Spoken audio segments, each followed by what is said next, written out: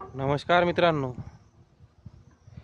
सध्या आता हे झालेला पावसाळा आपला सध्या तरी मला वाटते आपल्या महाराष्ट्रामध्ये फक्त नाशिक व जळगाव या दोनच भागात थोड्याफार प्रमाणात पाणी जे आहे हे कमी झालेलं आहे व येत्या 2-3 दिवसामध्ये MP सहित राहिलेल्या नाशिक व जळगाव त्या भागात हे पावसाची शक्यता आहे 1 तारखेपर्यंत.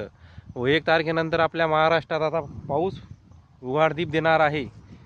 समोर 10 तारखेपर्यंत काही अशी अपेक्षा दिसायला लागली नाही की पाऊस येईल. व आता येणारा जे पाऊस आहे त्याची शक्यता बहुतेक आता समोर मला वाटते पौर्णिमा येईल हो रक्षाबंधनची. तर त्याच्या मागं 2-4 दिवस मागं पुढं आपल्या समुद्रामध्ये जर का ढग तयार झाले व त्यांचं स्थलांतर करून आपल्या महाराष्ट्राकडे आले तर निश्चितच पाऊस 14-15च्या जवळपास यायची शक्यता आहे. नाही तर राम राम.